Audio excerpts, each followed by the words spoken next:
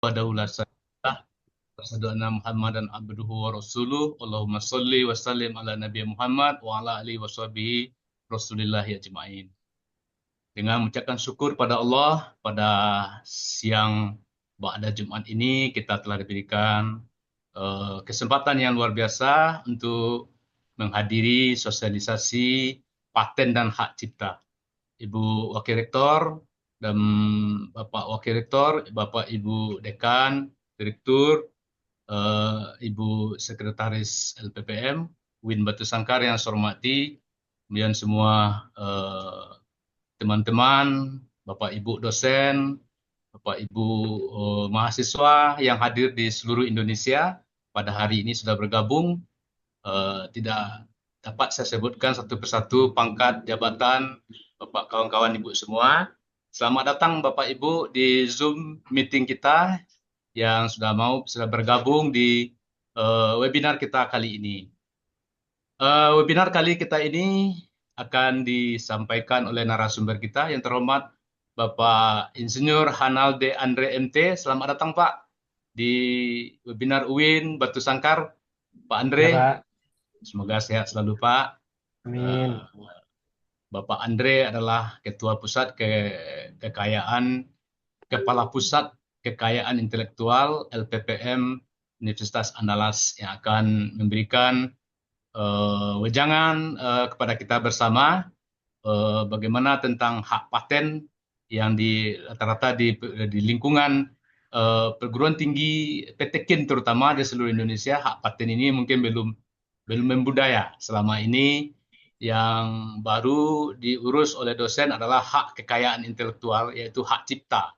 Jadi kita di lingkungan PTKIN, perguruan tinggi keagamaan Islam negeri di Indonesia itu lebih banyak baru sampai pada hak cipta. Mungkin sudah ada juga yang mengurus hak paten. Tapi kali ini kita berharap Pak Andre dapat menguraikan, memberikan informasi-informasi bagaimana tentang hak paten ini, terutama bagaimana membuka akun hak paten di perguruan tinggi, terutama untuk kita di UIN Batu Sangkar belum ada Pak Andre. Jadi mohon Bapak berikan kiat-kiat membuka hak paten, akun hak paten ini, supaya nanti dosen-dosen kita atau mahasiswa kita bisa mematenkan produk-produk andalannya ya yang bisa dijadikan sebagai suatu hak cipta gitu.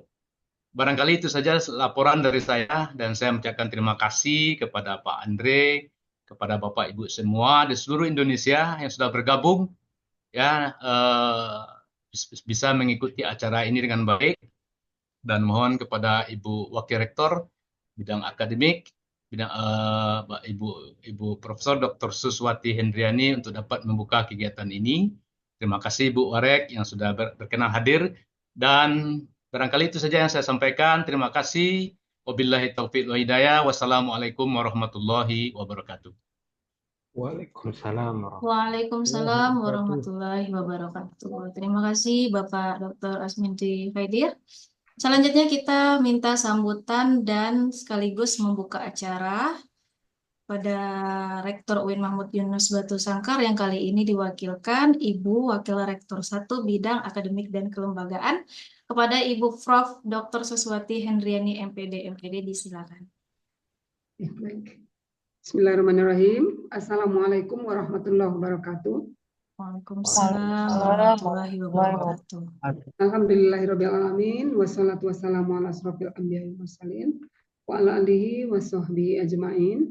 Asyhadu an la ilaha illallah wahdahu la syarikalah wa asyhadu anna Muhammadan abduhu wa rasuluh sallallahu alaihi wasallam la nabiyya ba'da ma ba'du. Tentu kita bersyukur kepada Allah Subhanahu wa taala.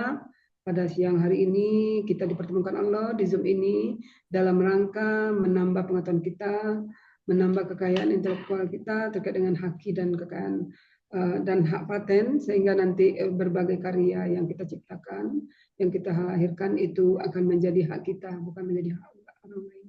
Selanjutnya salam salam untuk baginda Rasulullah Sallallahu Alaihi Wasallam. Allahumma shalli ala Muhammad wa ala ali Muhammad.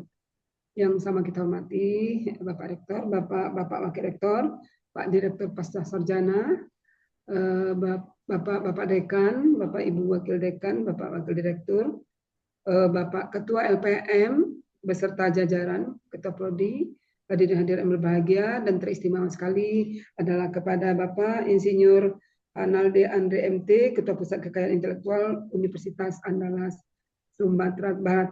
Tentu kita mengucapkan puji syukur bahwa kegiatan ini merupakan kegiatan yang sangat strategis menurut saya, yang perlu kita khususnya para akademisi dapatkan wawasannya, sehingga tidak akan terjadi penyalahgunaan atau penyalahmanfaatan dari karya-karya yang sudah kita buat. Ya, karena Pak Asmiandri tadi berpantun, terpaksa pula saya bikin pantun dadakan ini. Silakan. Kalau diizin, ya, semua izin nih Bapak Ibu semua. Mari bermain bersama teman. Mantap. Agar perasaan dan mental disenangkan. Rancak bana. Haki dan hak paten perlu diperjuangkan. Mantap. Agar kekayaan intelektual tidak disalahgunakan. Cakap. Terima kasih. Bapak Ibu, sebagaimana kita ketahui, saat ini kita dihadapkan dengan adanya tuntutan khususnya para akademisi untuk menghasilkan karya-karya, apakah lewat penelitian ataupun pengabdian masyarakat. Dan dari kegiatan-kegiatan tersebut tentu muaranya adalah berupa outcome-nya, berupa artikel-artikel yang dipublikasikan. Tentu kalau sudah dipublikasikan itu sudah enak gitu, karena sudah tertulis nama kita. Tetapi kadang-kala kita tidak sempat mempublikasikan di jurnal-jurnal yang memang bereputasi, sehingga bisa saja karya-karya yang sudah kita buat itu menjadi sesuatu yang bisa saja diklaim orang lain sebagai karyanya ketika kita tidak sesegeranya mematenkan, tidak menghakikan karya-karya tersebut. Oleh sebab itu, saya kira dengan adanya kegiatan kita hari ini yang digagas oleh LP2M UIN Mahmud Yunus Batu Sangkar, tentu kita mengucapkan terima kasih banyak. Semoga kegiatan ini bermanfaat untuk kita semua. Dan tentu juga ini bukan sekedar wawasan, tetapi ini tentu akan menjadi suatu keterampilan bagi kita sehingga kita bisa mengurus sendiri. Kalau selama ini kita upahkan ke orang. Saya masih ingat itu Bapak Ibu pertama kali waktu itu dengan bangganya kita mendapatkan waktu itu haki, misalnya keluar haki satu orang gitu. Untuk bangganya dibilang orang Syanu dapat haki gitu, dan itu semuanya beri jempol gitu. Haki lagi dapat lagi jempol gitu. Padahal itu waktu itu bayarnya sampai hampir 2 juta loh Bapak Ibu gitu, 2 juta.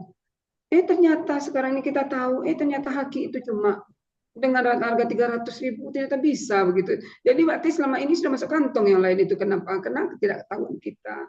Oleh sebab itu saya kira dengan adanya kegiatan hari ini tentu ini sangat bermanfaat bagi kita semua, sehingga nanti kita bisa menghakikan dan mematenkan karya-karya kita. Dan tentu ini terkait juga terkait erat dengan gengsi dari kampus kita. Ketika dosen-dosen memiliki banyak haki, dosen-dosen memiliki banyak hak paten, tentu itu akan membuat gengsi perguruan tingginya akan semakin bagus. Apalagi karya-karya yang memang misalnya itu bisa bagi orang-orang tertentu yang memang jelimet mendapatkan informasi atau mencari informasi terkait perkembangan hasil penelitian, itu akan bisa menjadi ladang yang luar biasa bagi pengembangan ekonominya. Oleh sebab itu tentu agar kita tidak karya-karya kita tidak disalahgunakan oleh orang lain.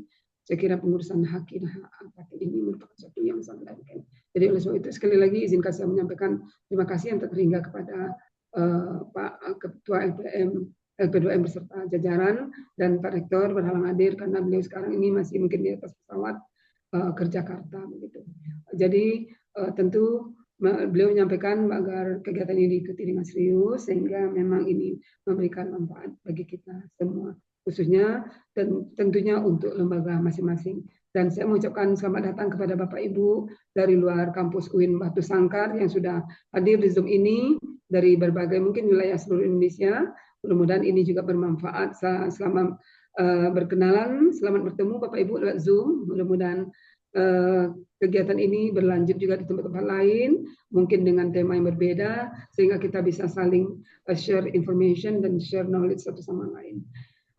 Barangkali itu yang bisa saya sampaikan, dan mohon maaf jika ada hal-hal yang kurang berkenan, dan khusus kepada Pak narasumber, terima kasih banyak atas kedatangan Bapak pada kegiatan kali ini. Mohon beri kami pencerahan-pencerahan agar wawasan kami terkait dengan haki dan hak paten itu berkembang dengan baik. Dengan baca Bismillahirrahmanirrahim, kegiatan ini dimulai dengan resmi. Demikian saja, terima kasih. Assalamualaikum warahmatullahi wabarakatuh. Waalaikumsalam. Waalaikumsalam warahmatullahi wabarakatuh. Terima kasih Ibu Prof sudah membuka acara kita pada siang ini. Bapak Ibu, kita langsung saja izin Pak Ketua. Ya, lanjut Bu Kita Revi. tidak kita tutup, tapi kita lanjutkan karena masih dengan orang yang sama. Izin Bapak Ibu, kita lanjutkan ke sesi selanjutnya untuk materi yang akan disampaikan oleh narasumber kita pada siang ini. Selanjutnya kami minta Bapak Insinyur Hanalde Andre, MT. Beliau adalah Kepala Pusat Hak Cipta dan Hak Cipta dan Kekayaan Intelektual dari Universitas Andalas, yang mana mendapatkan khusus untuk Universitas Andalas adalah nomor 1 paten terbanyak ya Pak Andre, kalau salah Ya, mohon alhamdulillah. dikoreksi ya. Ya, jadi kita memang mendapatkan narasumber yang tepat ya untuk sama-sama menghasilkan paten, karena memang kondisinya di UIN Mahmud Yunus Batu Sangkar kita baru punya HKI untuk pengurusan hak cipta, dan kami minta pencerahan dari Pak Andre ya, karena sebagian ada yang melalui lembaga, ada juga pribadi. Barangkali bagi teman-teman yang terkendala atau Bapak Ibu dosen yang ingin mengurus pribadi, nah itu nanti juga ada masukan dari Pak Andre. Silakan Pak Andre. Ya, terima kasih Ibu Rafika. Saya izin share screen Bapak Ibu. Silakan Pak. Silakan. Nah, sudah terlihat Bapak Ibu Sudah full ya? terlihat Pak. Sudah full. Oke. Bismillahirrahmanirrahim. Assalamualaikum warahmatullahi wabarakatuh. Waalaikumsalam warahmatullahi wabarakatuh. Alhamdulillahirrabbilalamin. Allahumma sholli ala Muhammad wa ala ali Muhammad. Mohon maaf ini saya nggak menyiapkan pantun Bapak Ibu. Jadi Tidak apa-apa Pak Andre. kita langsung saja. Izin ini mungkin sharing aja Bapak Ibu, kita diskusi. Mungkin ada Bapak Ibu juga yang sudah dapat juga ya informasi ini. Jadi saya diminta untuk memberikan sedikit informasi tentang paten dan hak cipta.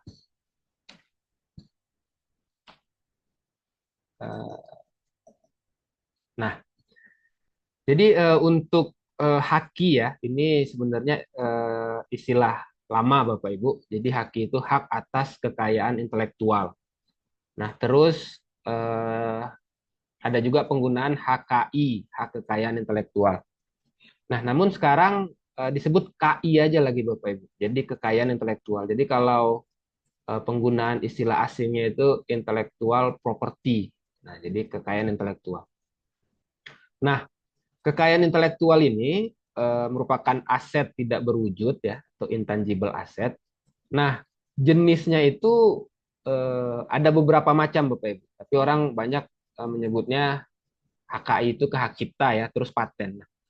Sebenarnya kekayaan intelektual itu jenisnya banyak. Jadi hak cipta dan paten itu hanya bagian dari jenis kekayaan intelektual tersebut. Jadi kalau Bapak Ibu ingin mengurus kekayaan intelektual, ya di sini terkait perlindungannya itu.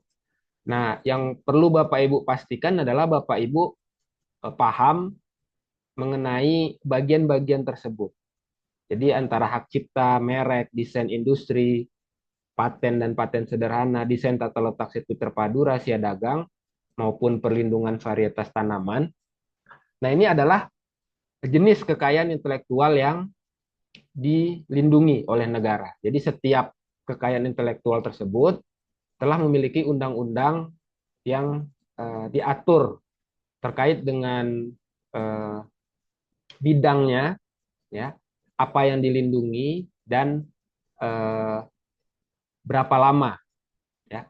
Nah, untuk jenis ini perlindungannya itu kita ajukan ke Direktorat Jenderal Kekayaan Intelektual. Nah, sekarang di bawah Kementerian Hukum dan Perundang-undangan kalau tidak salah ya, karena sudah dipecah menjadi 3 kementerian. Nah, kalau kita lihat dari kekayaan intelektual tersebut ya, itu secara garis besar dibagi antara hak cipta dan hak milik industri. Jadi hak cipta ini bisa dikatakan sebagai hak perorangan. Namun dalam pendaftarannya hak ini dapat dialihkan kepemilikannya ke institusi tempat Bapak Ibu bekerja, ya. Nah, untuk hak cipta ini juga ranahnya sangat luas sekali. Jadi ada seni, ilmu pengetahuan, sastra maupun hak terkait ya. Jadi memang bagian dari soshum lah ya kalau di perguruan tinggi sosial humaniora. Namun tidak menutup kemungkinan juga untuk ranah eksakta ya. Karena buku juga termasuk dari hak cipta. Nah, sebenarnya hak cipta ini secara undang-undang itu bersifat deklaratif Bapak Ibu. Jadi sebagai contoh ketika Bapak Ibu menulis sebuah buku lalu diterbitkan oleh penerbit, nah biasanya di sampul itu kan ada dilarang mengkopi. Nah, itu adalah bentuk deklarasi eh, ciptaan dari buku tersebut adalah milik dari penulis dan penerbit. Nah, jadi ketika Bapak Ibu mendaftarkan hak cipta, kalau Bapak Ibu lihat itu ya, dia berbentuk sertifikat, tapi yang tertulis itu adalah surat pencatatan. Jadi Bapak Ibu hanya mencatatkan secara administratif, ya. Nah, perlindungannya itu tidak terletak pada sertifikat, tapi terletak pada siapa yang lebih dulu menghasilkan ciptaan tersebut. Nah, selanjutnya adalah hak milik industri. Ya. Nah, hak milik industri ini adalah hak kekayaan intelektual yang digunakan di industri.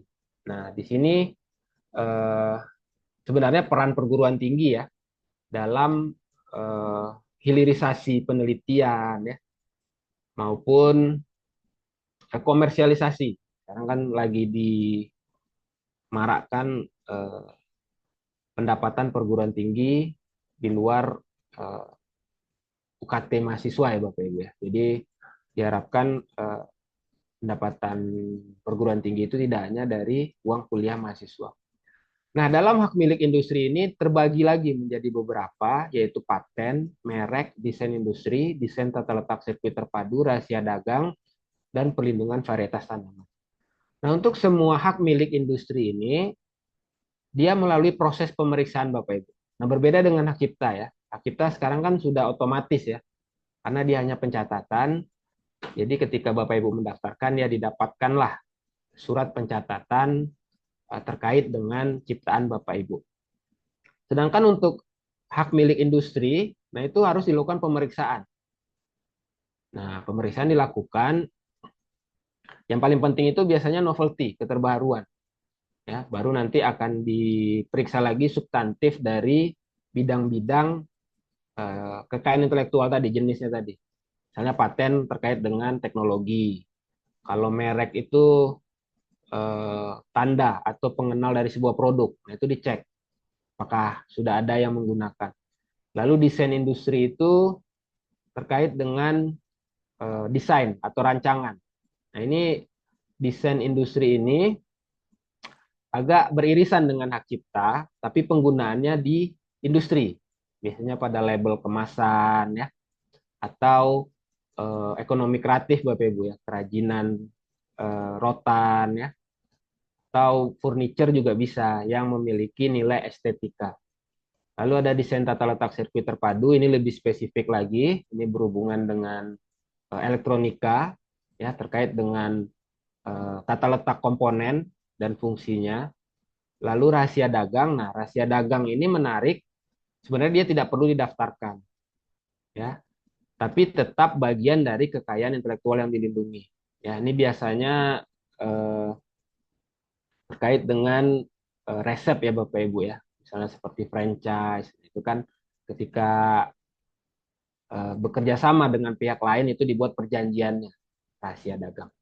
Lalu ada perlindungan varietas tanaman atau PVT. Nah, ini spesifik juga untuk bidang pertanian ya, pemulihan tanaman.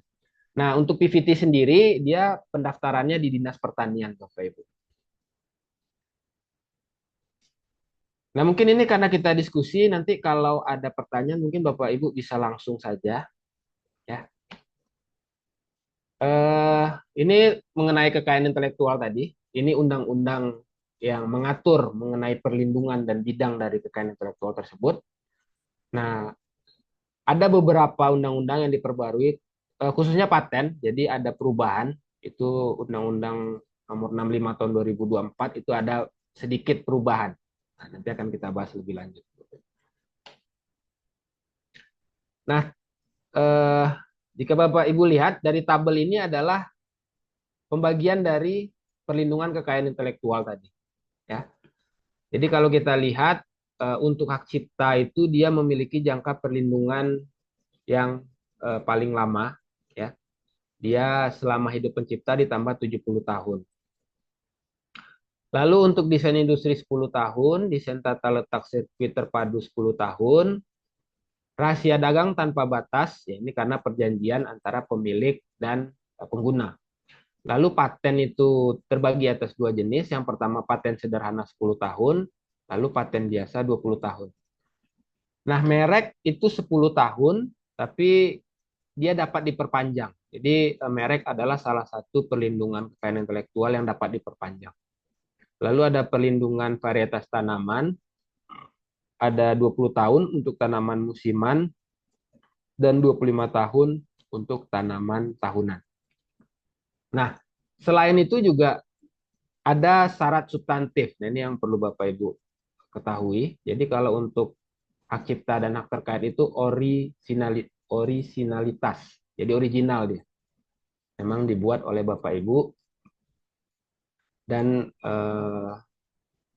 terbaru ya. Maksudnya ya mungkin Bapak Ibu yang membuat tapi Bapak Ibu meniru dari orang sebelumnya. Itu berarti belum original. Kalau untuk desain industri kebaharuan, ini diperiksa nanti oleh pemeriksa desain industri. Desain tata letak sirkuit terpadu originalitas juga. Jadi Bapak Ibu buat dan memang belum ada juga yang membuat. Untuk rahasia dagang, informasi teknologi atau bisnis bernilai ekonomi dan dirahasiakan.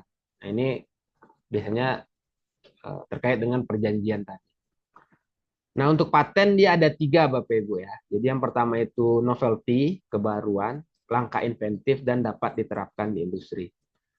Nah, syarat substantif ini untuk paten biasa. Tapi kalau paten sederhana, langkah inventif itu dapat diabaikan.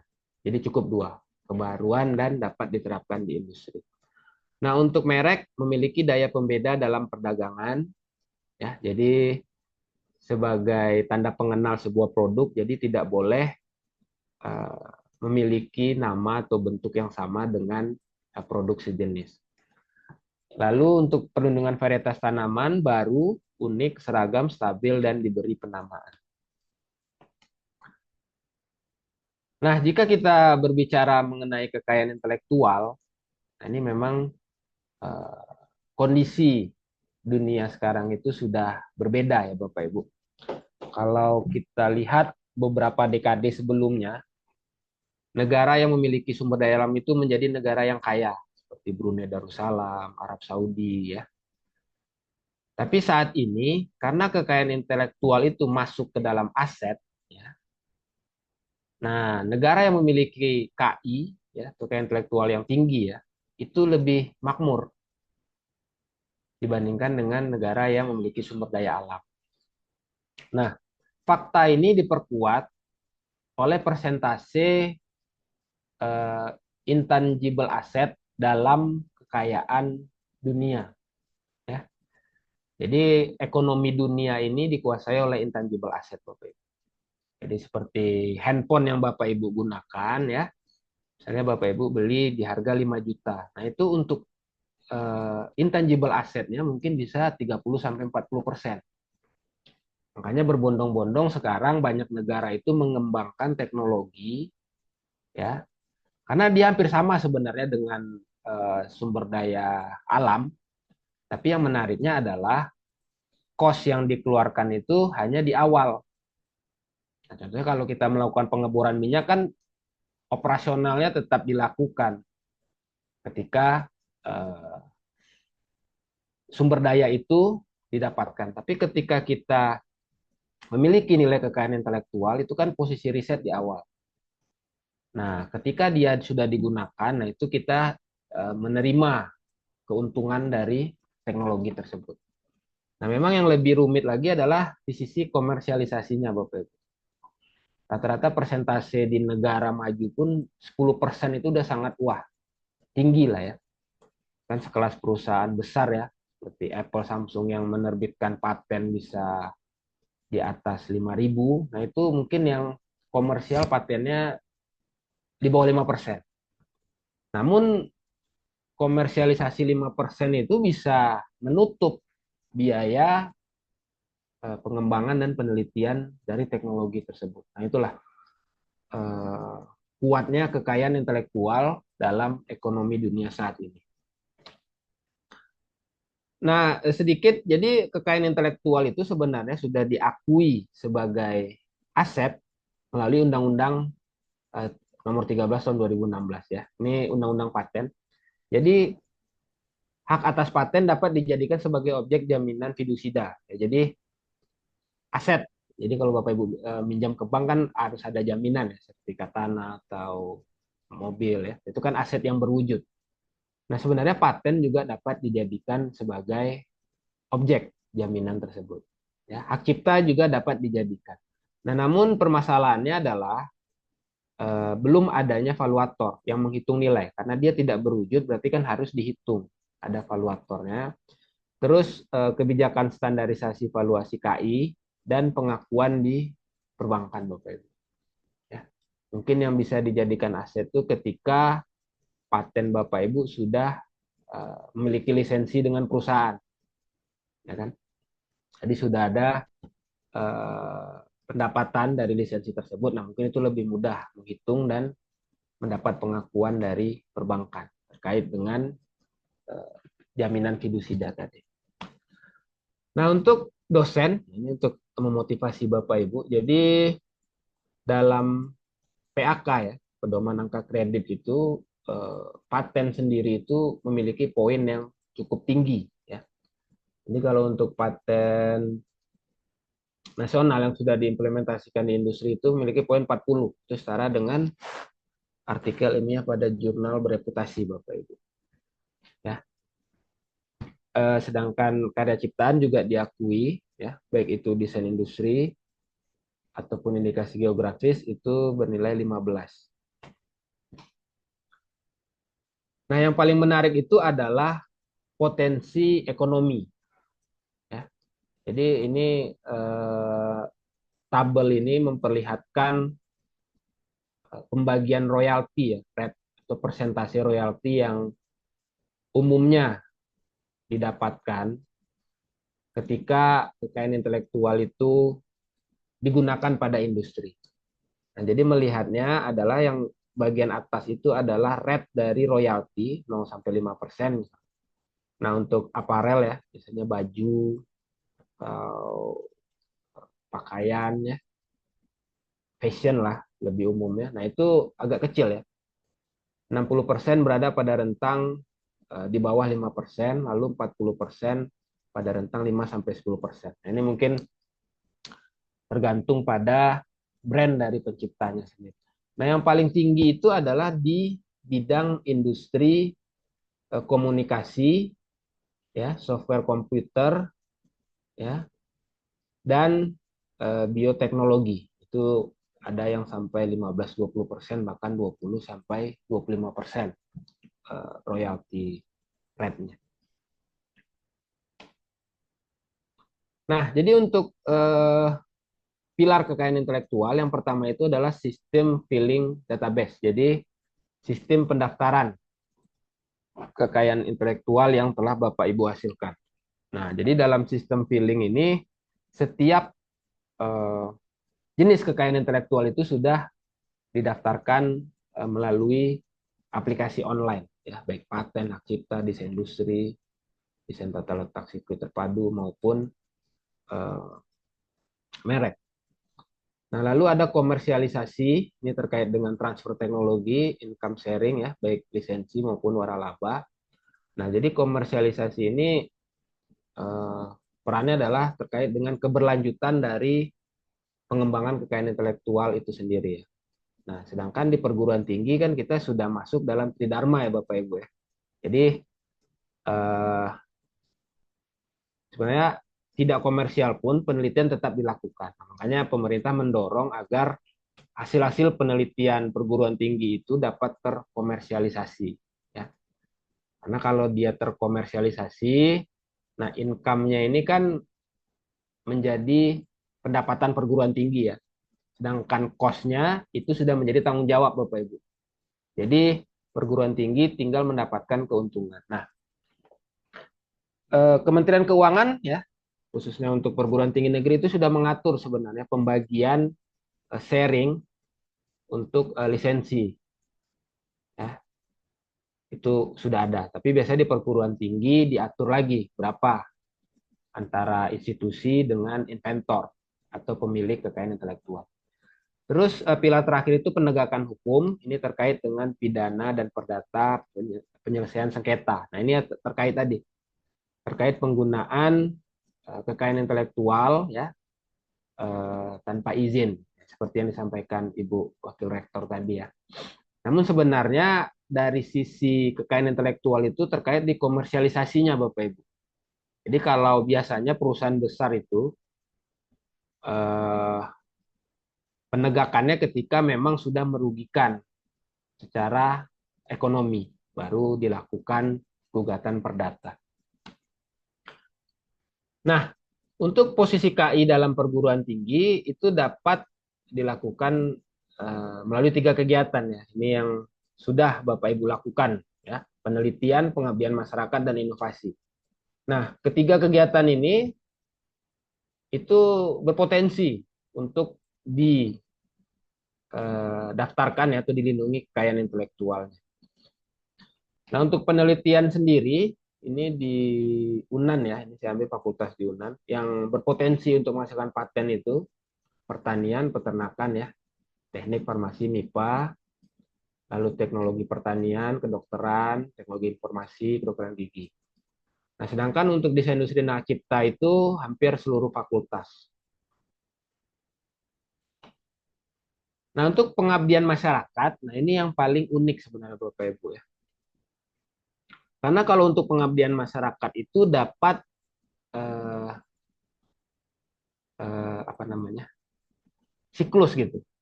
Jadi kekayaan intelektual itu dapat didiseminasikan, istilahnya, ya, dihilirisasi menjadi pengabdian masyarakat. Namun dari kegiatan pengabdian masyarakat itu Bapak Ibu bisa dapat masukan lagi untuk memperbaharui teknologi tersebut. Jadi berkelanjutan Bapak Ibu, berbeda dengan penelitian. Kalau penelitian kan dilaksanakan lahir paten. Tapi paten ini kan hanya sebagai luaran, tapi ketika paten Bapak Ibu dihilirisasi ke masyarakat, nah biasanya kan ada masalah baru yang muncul. Nah, itu bisa menjadi input untuk paten atau teknologi selanjutnya. Nah, untuk paten, ya, untuk paten sendiri ini berasal dari bahasa Prancis yang berarti patere kalau bahasa aslinya, ya. Itu artinya open atau terbuka. Jadi perlindungan kekayaan intelektual terkait paten ini diberikan sebagai bentuk apresiasi dan kompensasi bagi peneliti, ya, atau inventor dalam sebutan pemilik paten itu, ya, yang menghasilkan paten, untuk mengungkapkan teknologinya. Karena waktu itu kan industri itu kan saling berkompetisi, ya Bapak Ibu, ya. Jadi dia punya teknologi itu jangan sampai tahu kompetitornya. Nah, namun dilihat dari sisi itu, perkembangan teknologi menjadi lambat Bapak Ibu. Karena semua industri harus memulai dari awal. pengembangannya. Makanya dibuatlah perlindungan paten. Ya. Jadi paten itu diberikan hak eksklusif ya, maksudnya dia memonopoli teknologi tersebut. Maka industri yang ingin menggunakan teknologi tersebut harus bekerja sama dengan pemilik, ya, dengan imbal balik lah keuntungan ekonomi, itu yang dinamakan royalti atau lisensi. Nah, sistem ini sangat mendorong perkembangan teknologi pada saat itu, bahkan saat sekarang ya Bapak Ibu. Jadi sebenarnya kan ketika terjadi kerjasama itu masing-masing mendapatkan keuntungan. Misalnya industri A memiliki teknologi tentang X. Nah, industri B sebagai kompetitornya dia tidak perlu mengembangkan lagi, tinggal menggunakan. Karena biaya pengembangan dan penelitian kan cukup besar juga jika dikeluarkan. Dan B juga bisa langsung mengembangkan paten dari industri A. Jadi perkembangan teknologi semakin menjadi cepat karena industri yang melakukan R&D ya ditambah dengan perguruan tinggi itu tidak harus melakukan penelitian dari awal lagi terkait dengan paten tersebut. Nah, ini terkait terminologi paten ya. Jadi orang yang menghasilkan invensi ya, invensi ini adalah pemecahan masalah ya atau solusi terhadap suatu masalah, itu dinamakan inventor. Jadi kalau Bapak Ibu sudah memiliki paten itu dikatakan inventor ya. Kalau sudah memiliki buku penulis, memiliki hak cipta pencipta, desain industri, desainer ya atau pendesain. Nah, invensi ini ya yang dimiliki inventor inilah yang akan dilindungi. Ya. Jadi invensi ini harus memiliki syarat tadi ya Bapak Ibu ya, keterbaruan, langkah inventif dan dapat diterapkan di industri. Berarti harus terpenuhi syarat patenabilitas ya, atau syarat dia dilindungi paten. Lalu ada pemegang paten. Nah, pemegang paten ini biasanya institusi ya. Jadi inventor sebagai pemilik ya atau yang menghasilkan itu mengalihkan haknya ya kepada institusinya. Ya. Jadi beda antara pemegang paten dan inventor, bisa berbeda tergantung kondisi dari paten tersebut. Ya, misalnya Bapak Ibu penelitiannya kan didanai pemerintah misalnya ya. Nah, itu pengalihan haknya ke institusi, biasanya seperti itu. Nah, ini terminologi paten juga, yaitu discovery dan invensi. Jadi kalau discovery itu penemuan terhadap suatu sifat baru yang sudah ada di alam ya, seperti material ya atau jenis tumbuhan baru ya. Nah, sedangkan invensi itu adalah ide yang dituangkan dalam kegiatan untuk memecahkan masalah atau solusi yang spesifik di bidang teknologi.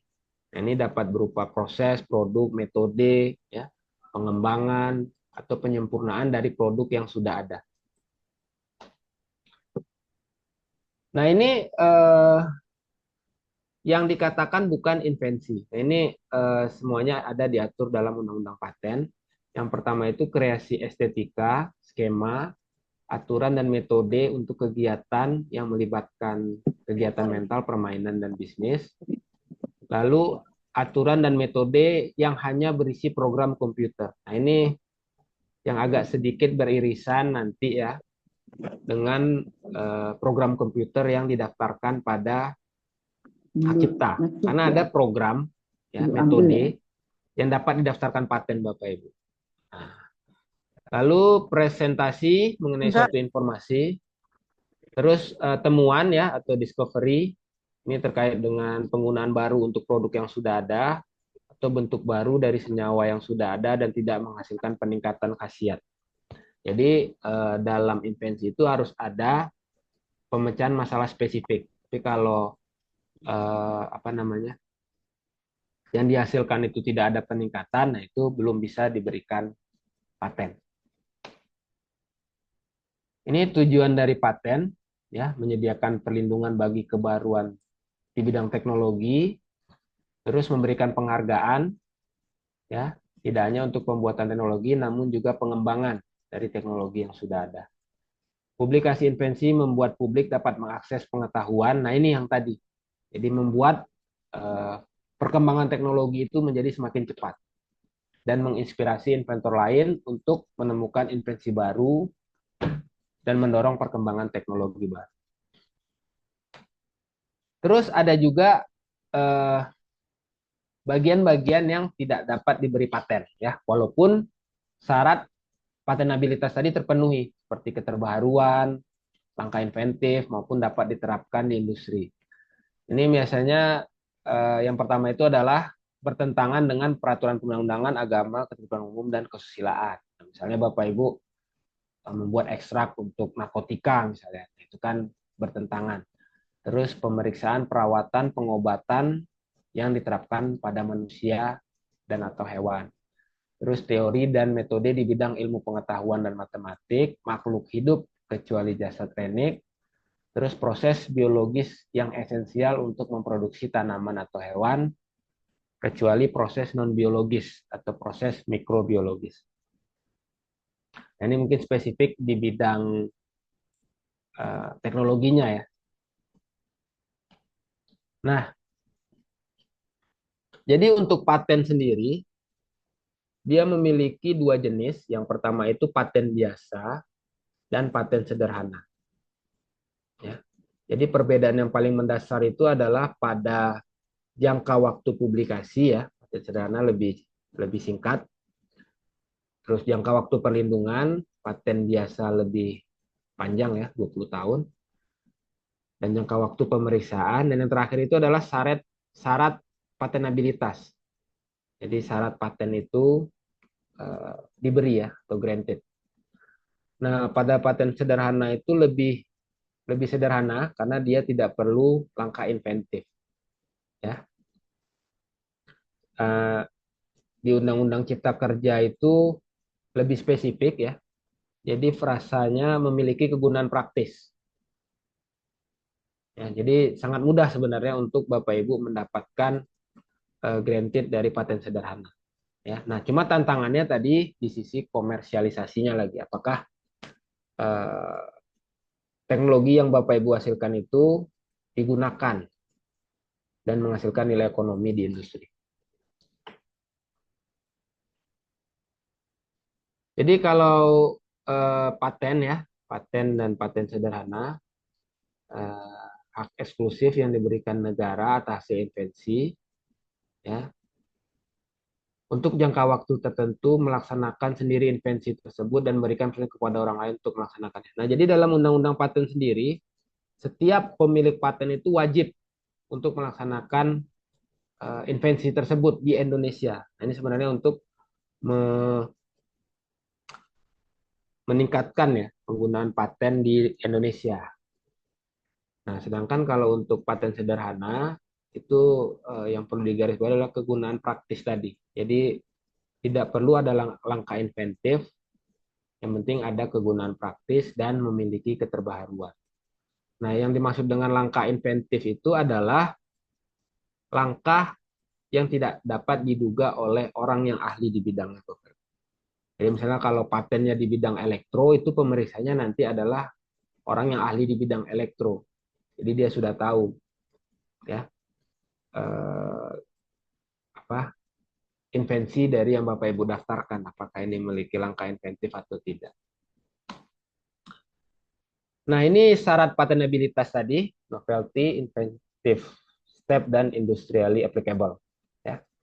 Dan ditambah lagi satu syarat, yaitu tidak dikecualikan oleh undang-undang tadi, yang tidak bertentangan, dan bidang-bidang tertentu yang tidak dapat dipatenkan. Nah, jadi untuk konsep novelty itu, yang pertama itu adalah kebaruan absolut. Jadi memang betul-betul baru teknologinya ya. Mungkin seperti penemuan generator listrik ya, yang memang belum ada waktu itu. Atau pengembangan dari teknologi yang sudah ada sebelumnya. Nah, ini biasanya untuk peningkatan ya, bisa optimasi, efisiensinya ditingkatkan. Atau selection innovation, memilih paling baik dari berbagai opsi. Nah, ini Bapak Ibu biasanya dalam penelitian kan melakukan pengujian mana komposisi atau metode yang terbaik. Itu masuk dalam keterbaruan. Atau kombinasi 2 atau lebih teknologi yang sudah ada. Nah, itu masuk juga keterbaruan Bapak Ibu. Makanya dalam paten sederhana itu yang dilihat itu adalah kegunaan praktis tadi. Sedangkan langkah inventif yang pertama itu adalah tidak terduga. Ya. Jadi hasil yang diakibatkan dari teknologi ya yang Bapak Ibu daftarkan itu tidak diduga oleh orang yang ahli di bidangnya. Nah, contohnya misalnya dalam teknologi pangan ya. Karena kan kalau pandan itu kan pasti jadi pewarna hijau. Nah, itu kan sudah diduga ya. Tapi untuk paten sederhana masih bisa.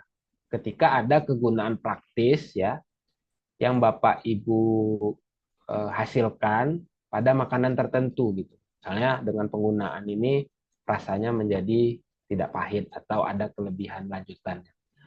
Terus mempunyai kelebihan, jadi teknologi yang Bapak Ibu daftarkan itu memiliki kelebihan dari produk sejenis yang sudah ada. Ya. Terus adanya pilihan atau alternatif. Ya.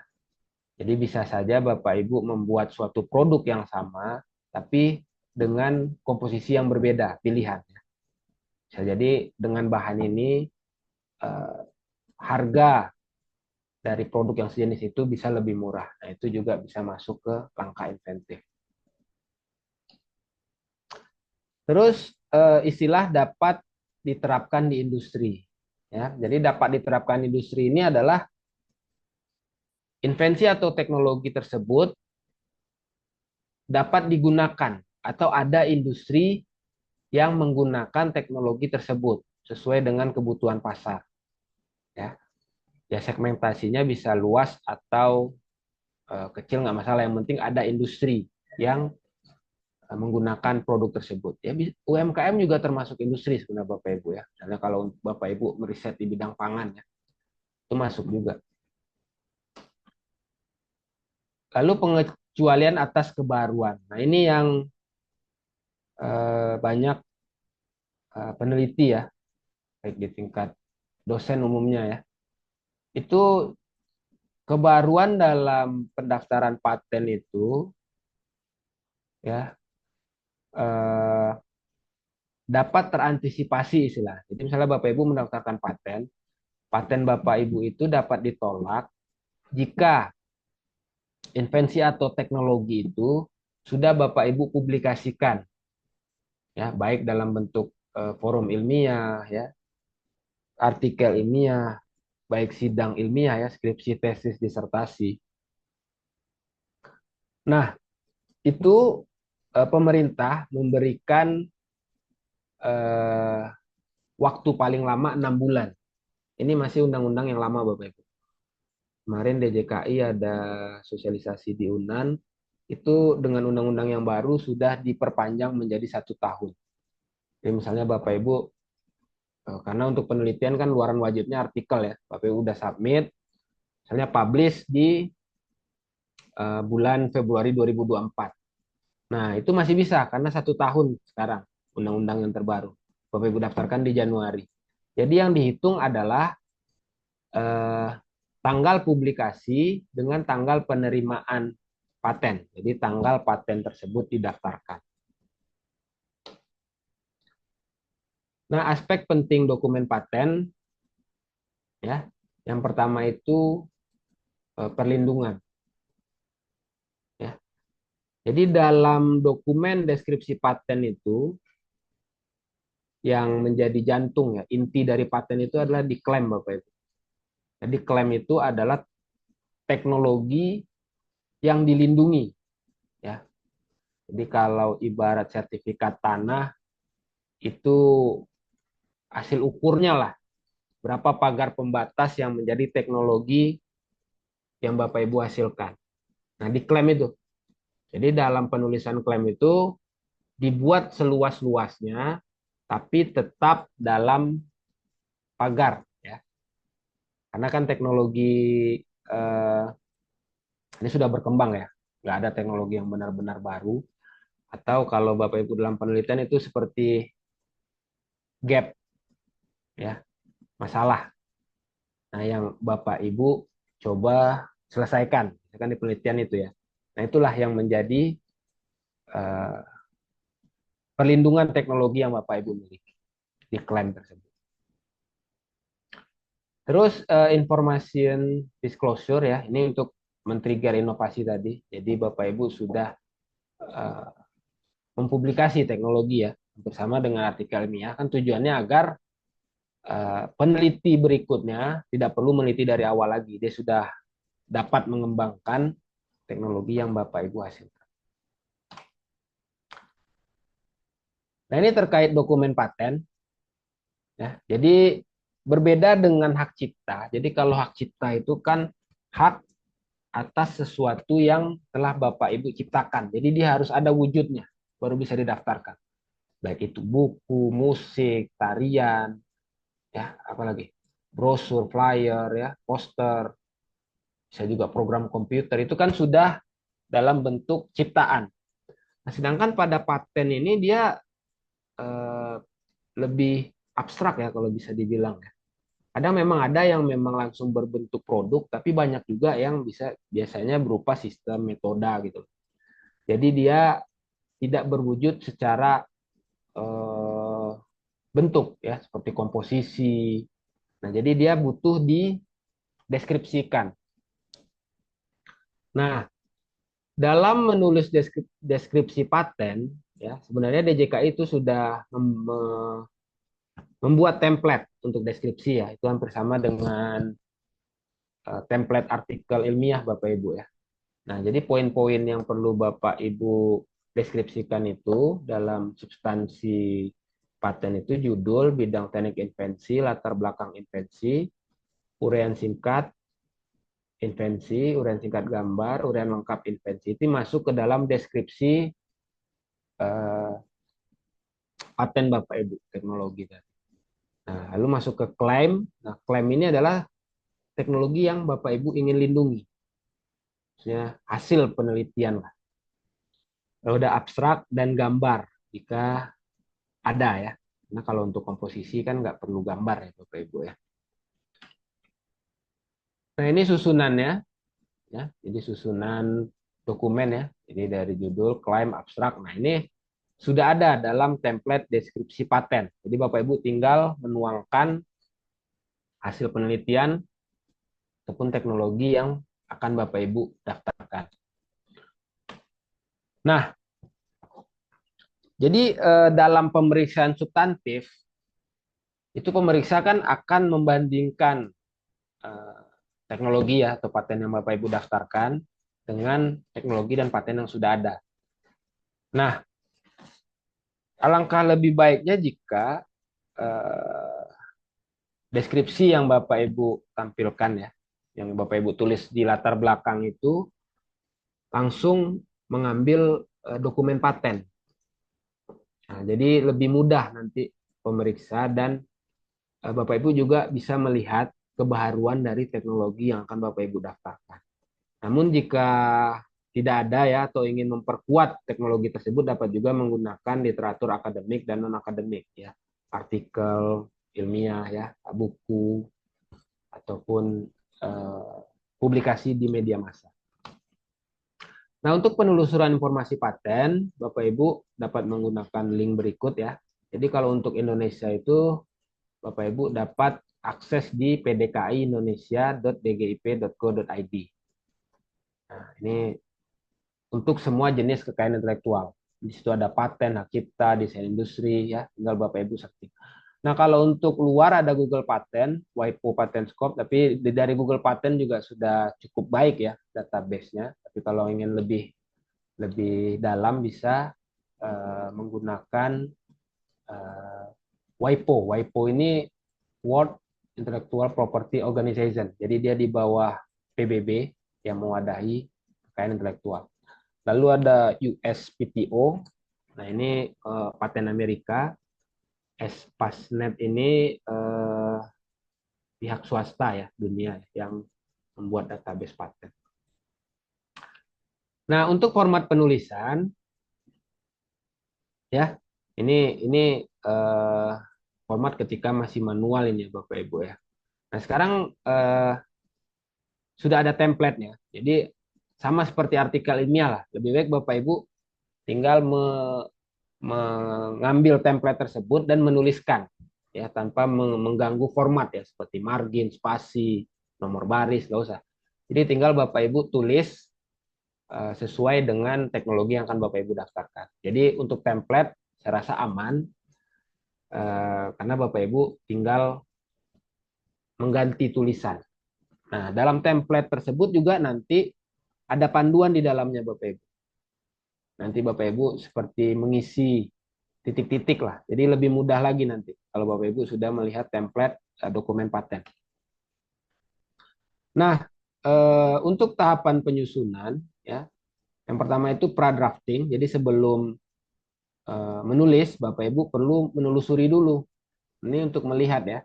Jangan sampai nanti deskripsinya sudah ada, ternyata teknologi tersebut sudah ada yang mendaftarkan. Itu kan kerja dua kali jadinya. Jadi lebih baik dipastikan dulu, ditelusuri apakah teknologi ini benar-benar baru, dianalisis, nah lalu baru disusun deskripsi tadi, deskripsi paten tadi. Ya. Nah, biasanya penyusunan itu dimulai dari klaim Bapak Ibu. Jadi klaim dulu apa yang benar-benar baru dari teknologi yang Bapak Ibu hasilkan. Nah, baru nanti ke uraian-uraian selanjutnya. Karena klaim itu nanti yang akan menjadi perlindungan. Nah, ini tanda panah ini klaim dan latar belakang. Ini didapatkan dari penelusuran dan analisis hasil penelitian tadi. Jadi latar belakang nanti sudah terisi terkait dengan teknologi sebelumnya dan posisi teknologi yang akan Bapak Ibu daftarkan. Nah, klaim inilah isi dari penjelasan teknologi tersebut. Nah, ini penjelasan inventor tadi ya sudah kita bahas juga ya. Jadi seseorang secara sendiri atau bersama-sama melaksanakan ide untuk menghasilkan invensi. Nah, sedangkan invensi ide inventor yang dituangkan ke dalam satu kegiatan pemecahan masalah. Ya, dapat berupa produk, proses atau penyempurnaan dan pengembangan produk atau proses. Sekarang metode dan sistem juga bisa didaftarkan paten. Ini untuk mengakomodir perkembangan teknologi informasi, Bapak Ibu. Nah, ini tips untuk spesifikasi paten. Ya, yang pertama itu invensi tentang apa, bidangnya ya, teknologinya, lalu dilakukan penelusuran. Jika ada gambar, tentukan bagian-bagian, elemennya dinotasikan. Jadi dalam gambar paten itu tidak ada judul gambar, Bapak Ibu. Bapak Ibu cukup buat gambar 1, gambar 2. Nah, di dalam gambar itu dikasih seperti legend atau penanda di bagian-bagian komponen dalam gambar tersebut. Nah, keseluruhan gambar nanti akan Bapak Ibu jelaskan di dokumen deskripsi. Ya. Terus inti invensi, ini fitur yang menjadi ciri invensi, ini masuk di klaim, lalu kembangkan menjadi klaim dan bagian-bagian deskripsi lain. Nah, ini spesifikasi tadi, ya, deskripsi, klaim, abstrak, gambar. Nah, ini contoh paten kecerdasan buatan ya. Nah, kemarin diskusi dengan Ibu Rafika di UIN teknik komputer ya sama sistem informasi. Nah, mungkin ini sedikit gambaran terkait paten-paten yang berhubungan dengan teknologi di bidang tersebut. Jadi ada sistem terminal kontainer yang memanfaatkan kecerdasan buatan. Nah, jadi software yang Bapak Ibu buat itu syaratnya harus diterapkan di industri gitu. Jadi ada pengguna di industri. Ya. Dan dia biasanya ada keterkaitan dengan perangkat keras. Ya. Jadi kalau sistem informasi itu memang agak susah untuk didaftarkan paten, kecuali ada metode spesifik yang dihasilkan untuk mempermudah lah dalam pengelolaan atau kegiatan di industri. Terus ada juga metode rekomendasi destinasi desa wisata dengan kecerdasan buatan. Nah, di sini kan perangkat kerasnya menggunakan handphone misalnya. Ya. Terus ada data-data yang perlu diisi lah seperti itu. Terus perangkat pemetaan bencana yang ditempatkan pada drone dilengkapi dengan kecerdasan buatan. Biasanya memang ada perangkat keras yang jadi apa namanya ya? Jadi alat untuk penempatan software tadi. Terus sistem penyusunan distribusi mesin, penanganan kargo yang memanfaatkan kecerdasan buatan, pelacakan kehalalan rantai pasok makanan. Nah, ini masih banyak lagi dapat Bapak Ibu telusuri juga di PDKI tadi. Ya, tinggal masukkan kata kunci yang sesuai dengan bidang Bapak Ibu. Oke, ini untuk paten. Mungkin sedikit saja tentang hak cipta ya. Mungkin Bapak Ibu sudah banyak juga yang mendaftarkan hak cipta. Jadi dalam hak cipta itu yang perlu dipahami tiga kata kunci. Yang pertama itu otomatis ya. Jadi dia hak tersebut timbul secara otomatis berdasarkan prinsip deklaratif. Ya, setelah suatu ciptaan diwujudkan dalam bentuk nyata. Yang kita bahas tadi. Jadi hak cipta itu hak atas ciptaan. Jadi dia harus berbentuk nyata Bapak Ibu. Nah, kalau paten tadi kan dia bisa jadi belum diwujudkan Bapak Ibu ya. Jadi nggak harus diwujudkan ya. Bisa jadi ide, tapi ide tersebut dapat diterapkan di industri gitu. Karena kan nggak mungkin Bapak Ibu buat dalam skala industri kan untuk mewujudkan paten Bapak Ibu. Tapi Bapak Ibu tahu permasalahan dan memberikan ide pemecahan masalah atau solusi tersebut. Jadi tidak perlu dalam bentuk nyata kalau paten. Sedangkan pada hak cipta itu ya, hak eksklusif tersebut timbul ketika ciptaan diwujudkan dalam bentuk nyata. Ya. Nah, jadi kalau dalam buku itu yang dilindungi bukan substantif bukunya Bapak Ibu, tapi tulisannya. Ya. Wujud nyatanya. Sama seperti buku resep makanan, itu yang dilindungi bukan resepnya, tapi bukunya. Ya. Tulisannya. Gitu Bapak Ibu ya. Nah, kalau paten bukan tulisannya yang dilindungi, tapi teknologinya. Nah, mungkin itu sedikit perbedaan antara paten dan hak cipta. Nah, terus prinsip deklaratif ini adalah dideklarasikan, berarti diumumkan. Nah, biasanya Bapak Ibu ketika mendaftar hak cipta itu kan pasti diminta ya, tanggal kapan pertama kali ciptaan diumumkan. Nah, itulah tanggal itulah menjadi acuan deklaratif tadi. Karena dalam hak cipta ini maupun paten itu istilahnya siapa yang pertama kali menciptakan, itu hak cipta ya. Tapi kalau paten itu first to file, jadi siapa yang pertama kali mendaftarkan. Jadi kalau Bapak Ibu punya teknologi dan didaftarkan oleh orang, ya dia yang akan diakui. Kalau Bapak Ibu tidak melakukan gugatan. Nah, konsep dasar hak cipta dan ciptaan, jadi hak cipta hak yang timbul secara otomatis bersifat eksklusif, ya. Terus terdiri dari hak kepemilikan non fisik, ya, hak ekonomi dan hak moral. Nah, ekonomi ini adalah hak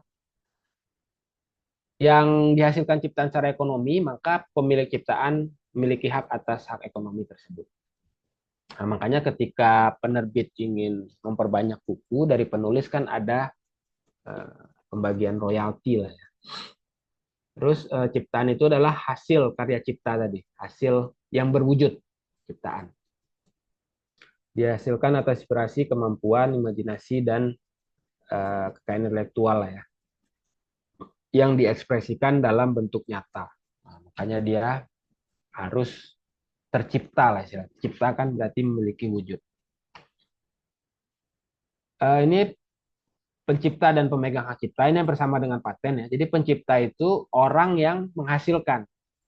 Sedangkan pemegang hak cipta dia pemilik ya, ya, pemilik. Jadi kalau Bapak Ibu alihkan haknya, maka hak ekonomi dan hak hukum itu di institusi Bapak Ibu. Jadi Bapak Ibu nanti tinggal menerima saja lagi hak ekonomi yang diatur dalam institusi Bapak Ibu. Terus ada hak terkait. Nah, ini hak terkait ini adalah hak yang berhubungan dengan hak cipta sebelumnya. Misalnya lembaga penyiaran ya. Misalnya ada pertunjukan. Nah, pertunjukan ini kan mempertunjukkan tarian seseorang, kan ada lagi. Nah, orang yang melakukan itu dia memiliki hak juga terkait dengan pertunjukannya ya, bukan tariannya seperti itu Bapak Ibu. Terus konsep hak cipta juga, jadi dua orang boleh memiliki ide yang sama, namun wujud ekspresinya berbeda, maka hasil ciptaan keduanya dilindungi. Nah, ini yang berbeda dengan paten Bapak Ibu. Jadi kalau paten itu idenya yang dilihat, ekspresinya ya terserah. Contohnya misalnya teknologi ya, teknologinya Bapak Ibu hasilkan ya, mau nanti dia dicat merah, dicat hitam ya, atau bentuknya bulat, petak, itu tidak eh, dipermasalahkan. Yang penting teknologinya. Sedangkan kalau pada hak cipta, yang dilihat itu adalah ciptaannya, ekspresinya. Jadi contohnya misalnya Gojek dan Grab itu hak ciptanya dilindungi, ya. Tapi teknologi di dalamnya bisa jadi Gojek menggunakan beberapa paten Grab atau sebaliknya Grab menggunakan beberapa paten Gojek untuk aplikasinya. Nah, seperti itu Bapak Ibu. Sama seperti Telegram dan WhatsApp. Nah, ini kan idenya sama, fungsinya sama ya, teknologinya mungkin sama, tapi secara hak ciptanya bisa berbeda karena ekspresi tadi. Lalu ini di program komputer ya, sistem penggajian karyawan siaga, siagaji. Nah, ini kan wujud ekspresinya yang berbeda yang dilihat, bukan pemecahan masalahnya atau solusi yang ditawarkan. Terus untuk hasil karya yang tidak dilindungi hak cipta, hasil karya yang belum diwujudkan dalam bentuk nyata. Ya, misalnya Bapak Ibu buat puisi tapi masih di pikiran. Nah, itu belum. Kita udah Bapak Ibu tulis dan Bapak Ibu deklarasikan, nah, itu baru menjadi hak cipta, diberikan haknya ya. Hak ciptanya ada setelah ada ciptaan.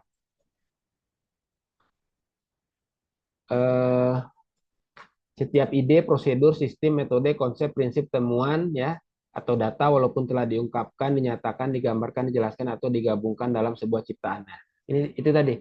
Jadi yang Izin Pak dilindungi Andre, dalam izin ya Pak Bu. Andre. Eh, Mungkin ini sedikit bertanya saya supaya terinspirasi Bapak Ibu. Mungkin masih masih bingung nih yang masuk patennya yang bagian mana atau yang masuk ciptanya bagian mana. Karena saya sendiri juga bingung Pak Andre. Ya, Ada beberapa dosen yang bertanya kalau misalnya ada aplikasi sistem informasi misalnya, gitu. Katakanlah itu sistem informasi di kampus. Nah, kalau untuk programnya kan itu bisa kita hakikan gitu ya, Pak Andre, ya, programnya atau iya yang dia bentuk cipta Bu. aplikasinya.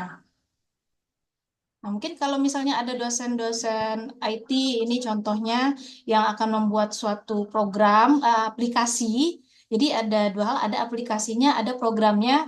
Nah, yang masuk ke patennya itu yang mana, Pak? Terima Nah, kasih, Pak Andre. ya Bu. Jadi memang untuk program komputer ini masih eh, menjadi pembahasan ya terkait dengan paten ini. Cuma memang kalau untuk sistem informasi itu Bu, sebenarnya itu sudah umum ya. Ya, dia kan hanya berisi tentang eh, manajemen pengelolaan lah ya. Jadi memang dia seperti tadi Bu yang dibahas, dia tampilannya. Jadi yang kita daftarkan program komputer itu tampilannya, program komputernya, misalnya tampilan UI UX ya. Nah, itu bisa didaftarkan hak cipta. Nah, kalau ingin ke sisi patennya, nah itu metode lagi Bapak Ibu ya. Karena program komputer itu kan hanya bahasa ya, sama seperti buku kan ya. Tapi teknologinya itu ada pada substantif dari eh, sistem tersebut. Nah, itu. Nah, makanya saya tekankan tadi, biasanya program komputer yang bisa didaftarkan paten itu terkait metode yang menggunakan perangkat keras, Bapak Ibu. Misalnya smartphone menggunakan kameranya. Nah, jadi dia sudah terintegrasi dengan pengguna, ya, bukan sistem informasi umum, ya, seperti absensi. Nah, itu kan umum ya. Jadi lebih ketampilan biasanya itu untuk jualannya lah, seperti apa ya, covernya lah. Mungkin itu, Bu. Kita lanjut lanjut aja ya Pak Andre. Ini ada juga yang bertanya, boleh kita Iya, boleh, boleh. kita sudahi materi atau langsung diskusi saja Pak Andre? Bapak Ibu yang mau Diskusi. bertanya silakan. Iya, diskusi aja, Bu. Nanti bisa juga dilihat dari slide-nya kan. Iya, di sini ada juga yang bertanya Pak Andre terkait dengan paten tadi. Nah, ini Pak Ilman atau Bu Ilman ini, apakah paten hanya terkait dengan produk teknologi industri? Mungkinkah outcome dari penelitian sosial humaniora yang fokus pada diskurs bisa dipatenkan? Nah, ini mohon pencerahannya Pak Andre. Eh, ini saya kurang paham ini, Bu. Fokus pada diskurs ini apa nih, Bu? Oh ya, mungkin Bu Ilman Navia bisa langsung menanggapi maksud dari pertanyaannya. Iya, Ya, saya karena mungkin orang secara umum, teknik elektro ya, Bu ya. iya, Saya kurang secara paham umumnya penelitian. ini Pak, karena ini sosial humaniora, mungkin mungkin arahnya ini lebih kepada pengelolaan website juga saya pikir, apakah media komunikasi atau pengelolaan konten-konten yang sifatnya eh, sosial gitu ya, sifatnya sosial humaniora atau iklan layanan masyarakat ini masuk paten atau hak cipta nih Pak Andre? Ya, Bu ya. Oke, Bu. Jadi kalau kita bahas paten, Bu ya, dia 3 syarat tadi aja tuh, Bu. Yang pertama kebaharuan, langkah inventif ya. Anggaplah langkah inventif ini kita hilangkan dulu ya. Kebaruan dan dapat diterapkan di industri. Dua ini dulu lah untuk paten sederhana misalnya kan. Nah, terkait dengan penelitian sosial humaniora ini, kira-kira teknologi tersebut apakah dapat diterapkan di industri? Nah, poinnya ya.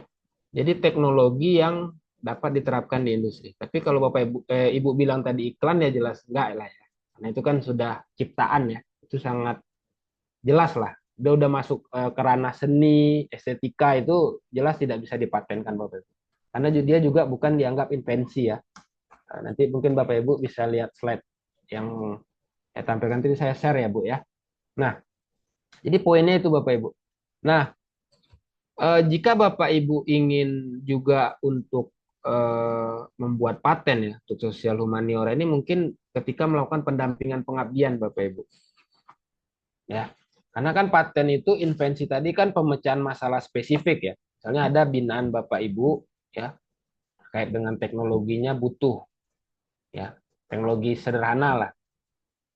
Nah, mungkin Bapak Ibu ada idenya, tapi mungkin Bapak Ibu juga butuh orang teknik gitu loh untuk mengimplementasikan gitu.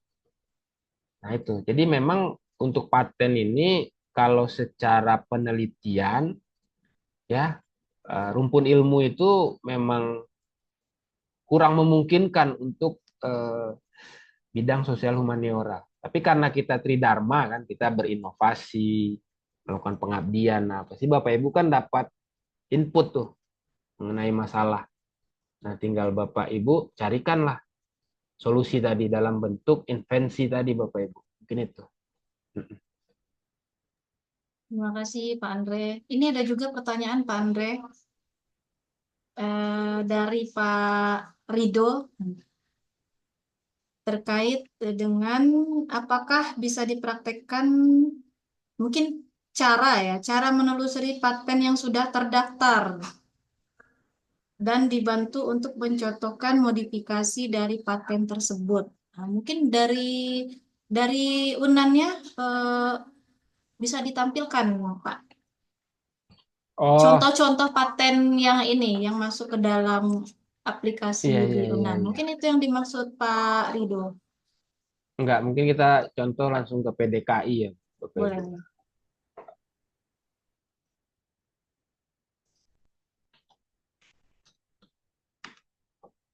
Nah, tunggu dulu. Saya izin share screen. Ada terlihat Bapak Ibu? Ya, ini halaman Google ya. Nah, Bapak Ibu bisa langsung aja PDKI. Nah, ini langsung keluar. Nah, lalu Bapak Ibu ambil paten misalnya. Nah, Bapak Ibu mau searching apa? Misalnya apa? Sistem informasi lah, ada nggak? Nah, nih. Ini bisa juga nih untuk melihat penerimaan yang terbaru misalnya kan. Nah, ini biasanya nih. Jadi sistem operasi, metode operasi ruang virtual atau sistem pertemuan online. Metode ini paten-paten luar negeri sepertinya. Sistem penanganan, ya, jadi memang untuk sistem informasi itu tidak eh, berdiri sendiri gitu. Jadi biasanya dia lebih ke metodenya yang akan dipatenkan atau sistem eh, pengelolaan atau kalau dalam simulasi apa sistem pengambilan keputusan lah minimal metode ya sistem deteksi seperti itu Bapak Ibu atau kalau mau di Google Paten bisa juga. Nah, ini kalau untuk yang bahasa Inggris ya, nah, ini Google Paten. Nah, Bapak Ibu searching aja misalnya car mobil, nah keluarlah vehicle ya, langsung dia definisikan. Jadi penggunaan istilahnya kendaraan vehicle gitu. Nah, ini bisa Bapak Ibu lihat ya, ada 100.000 lebih dari 100.000 ini jumlah patennya. Nah, mungkin itu Bapak Ibu ada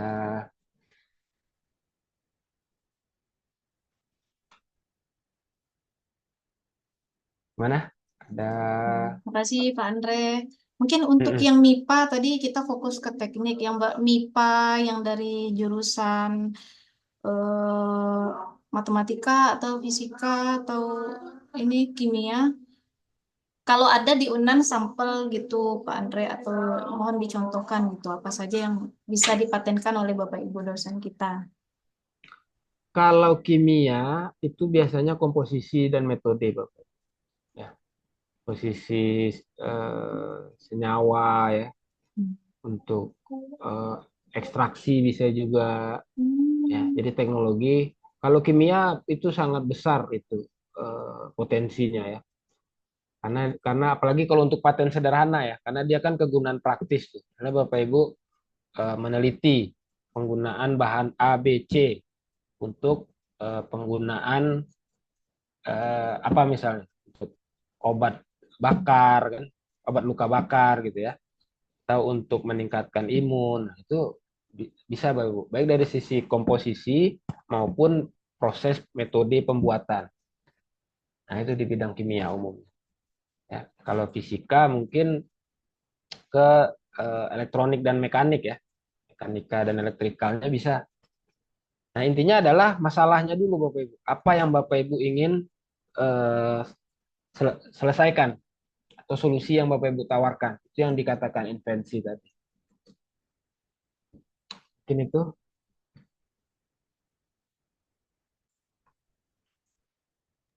Silakan Bapak Gimana? Ibu di ruang Zoom meeting ini yang ingin bertanya. Ini ada biaya biaya untuk pengajuan paten ya. Ya, ada dua pertanyaan. Terkait dengan biaya gimana Pak Andre? Nah, kalau di UNAN biaya itu ditanggung oleh LPPM, Bapak Ibu. Jadi dosen eh, nggak dibebankan ya. Tapi kalau untuk biaya sendiri, untuk paten sederhana itu biaya pendaftaran 200.000, biaya pemeriksaan substantif 500.000. Jadi 700.000 yang harus dibayarkan di awal. Kalau paten biasa lebih mahal. Jadi untuk pendaftaran 1.250.000, pemeriksaan substantif 3 juta. Jadi 4.250.000 ya untuk eh, pendaftaran paten. Nah, itu jika didaftarkan melalui institusi pendidikan, perguruan tinggi ya, lembaga penelitian. Kalau umum dia lebih mahal lagi Bapak Ibu. Jadi kalau umum pendaftaran paten biasa itu 800.000. Paten sederhana ya, 800.000. Itu kita cek ya di DJKI. Bentar.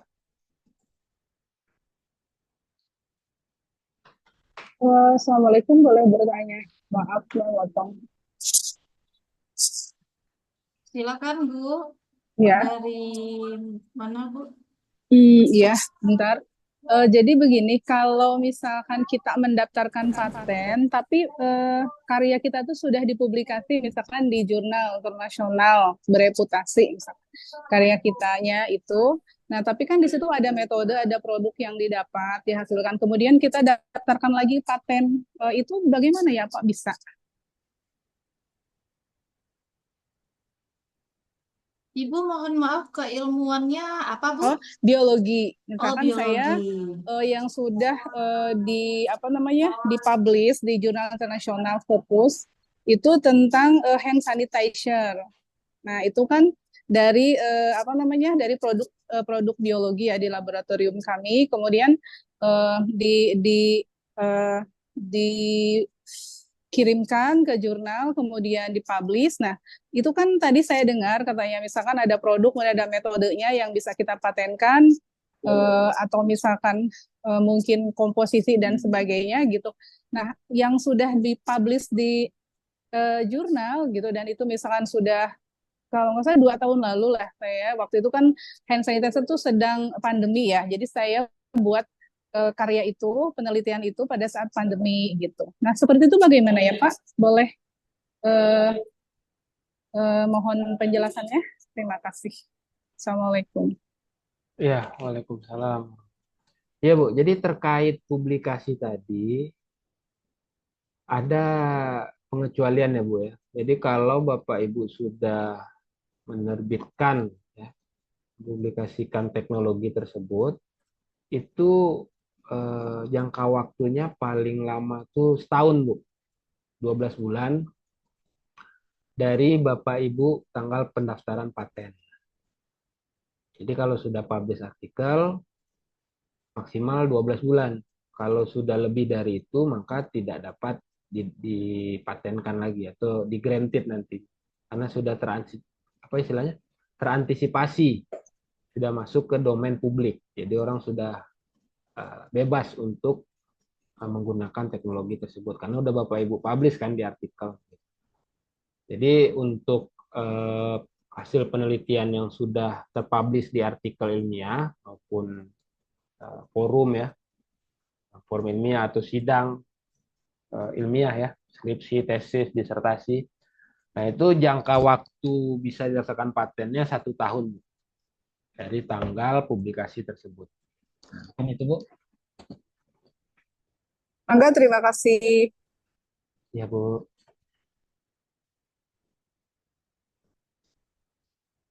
Terima kasih. Ada lagi Bapak Ibu. Ini ada yang masuk di kolom chat juga Pak Andre.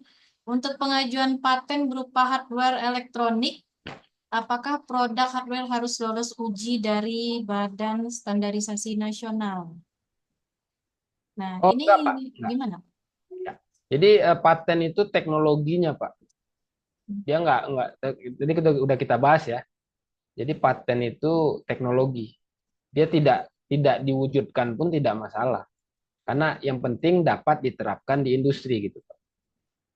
Nah, jadi tanggung jawab eh, pelaksanaan teknologi paten itu pada inventor nanti. Ya, tapi di undang-undang diatur setahun harus dilaksanakan invensi tersebut di Indonesia. Jadi nggak harus standarisasi. Kalau standarisasi ini biasanya untuk komersialisasi ya, untuk dijual itu untuk konsumen biasanya. Jadi kalau untuk paten itu cukup pastikan teknologi yang akan didaftarkan itu memiliki keterbaruan dan langkah inventif kalau ingin didaftarkan di paten biasa. Gitu, Bu. Ini ada Pak Frans. Surat nanya. Iya, silakan Pak Frans.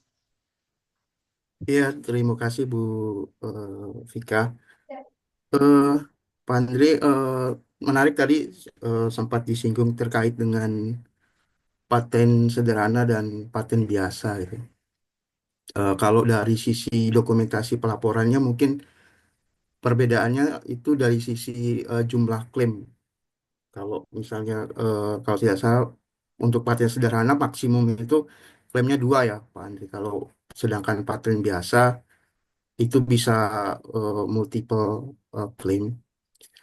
Eh, Cuma ini yang mau saya tanyakan adalah yang pertama terkait dengan perbedaan teknologi yang dibuat tadi untuk paten biasa itu rinciannya seperti apa Pak Andri? Apakah kita satu produk itu kita pretelin yang kita buat per komponen klaim-klaimnya gitu? Atau satu produk utuh misalnya kebetulan saya sedang membina salah satu teknologi tepat guna di daerah Danau Singkarak tuh penggunaan mesin pengayak padi Pak Andri. Nah ini eh, kalau dari sisi produk satu apa secara keseluruhan produk ini sudah ada di pasaran, tapi ada satu teknologi yang lebih di apa eh, diunggulkan gitu pada bagian komponen tertentu, misalnya penyaring atau pengayak padinya itu eh, lebih bersih dan lebih lebih rapi gitu, tidak acak-acakan seperti pada produk yang dikomersilkan. Nah, ini terkait hal ini baiknya apakah menggunakan diusulkan paten sederhana atau paten biasa ya Pak Andre, itu satu. Terus yang kedua terkait tadi ada nyambung dengan penanya sebelumnya Pak Andre yang sudah mempublikasikan hasil penelitiannya. Kalau saya